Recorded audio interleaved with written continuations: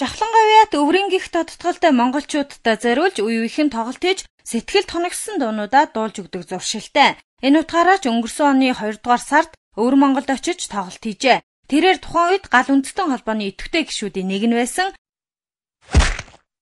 Ийм ч учраас өөрийнх нь тоглолтыг үзэхээр ирсэн хүмүүст холбоогоо сурталчилж байсан байна. Иймээс тоглолтод ирсэн хүмүүсийн уур амьсгал өөрчлөгдөж тоглолт биш сурталчилгаа мэт санагдсан гэх мэдээлэл байгаамаа.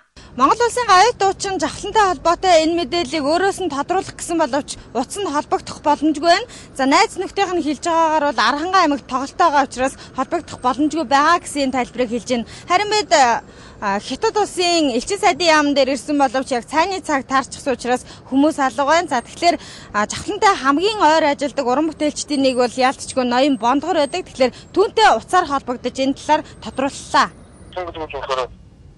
Миний нэг продюсер менежер гэдэг нь явдаг шүү дээ. Жавхлан бондгороо нэг Хятадын хэлээр хилээж гарахгүй болох гэсэн. Ааха. Тэр тэгээд үний юм уу? Наач бодлоо. Тэгээд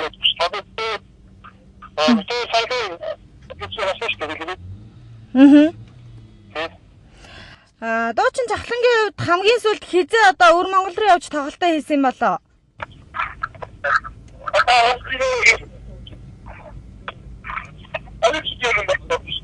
Сая цагаан сарын дараахан явсан уу? Цагаан сарын дараа нэг явжсэн шүү дээ. Ирэх сараар бас тэрийг шавшаа шүү дээ. Одоо нэг 2 сараас. Дуучин жавхлангийн талаарх мэдээллийг ноён бондгор үгүйсгэлээ. Яагаад ийм яриа гарах болсон нь хариултгүй үлдэж байна. Нэмж мэдээлэл хүрэхэд эх оны сонгуульд урлаг спортын олон алдартнууд нэр дэвшихээ мэдэгдээд байгаа. Үүний нэг нь гавьяат жавхлан өөрийн төрсөн нутаг Улс аймагт өрсөлдөхөр болсон байна. Баццэг Ласран нар мэдээллээ.